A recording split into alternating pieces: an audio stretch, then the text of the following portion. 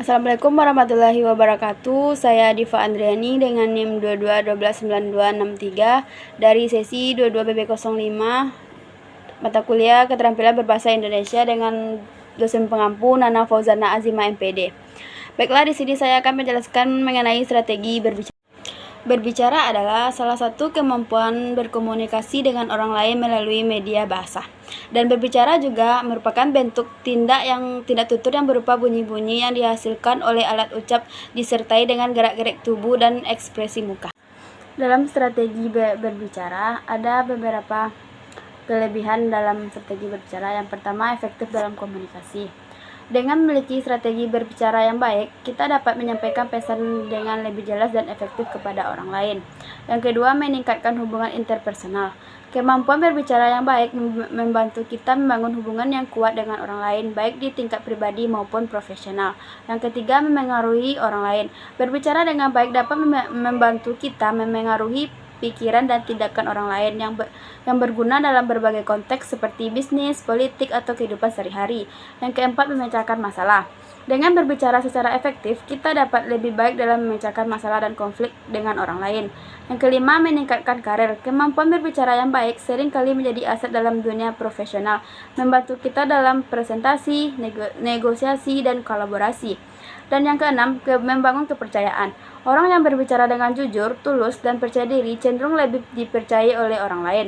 Yang ketujuh, menyampaikan ide dengan jelas. Berbicara dengan strategi membantu kita menyampaikan ide-ide dan gagasan dengan lebih jelas dan mudah dipahami. Yang kedelapan, kesempatan pendidikan.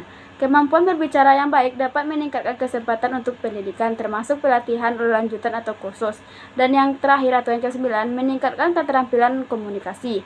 Dengan memiliki strategi berbicara yang baik, kita dapat terus mengembangkan dan meningkatkan keterampilan komunikasi kita seiring berjalannya waktu.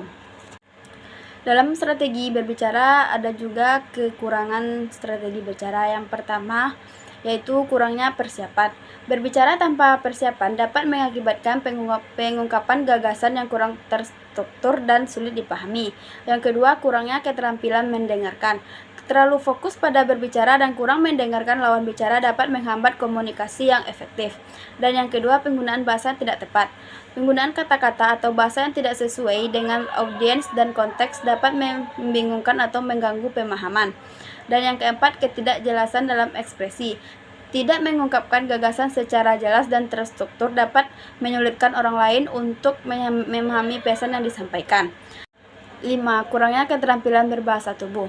Bahasa tubuh yang tidak mendukung pesan verbal dapat mengganggu komunikasi. Yang keenam, berbicara terlalu cepat atau lambat. Menyampaikan pesan dengan tempo yang tidak sesuai dapat menyulitkan pemahaman. Yang ketujuh, ketidakmampuan menangani pertanyaan atau kritik. Kesulitan dalam merespon pertanyaan atau kritik dapat mengurangi kepercayaan dalam berbicara.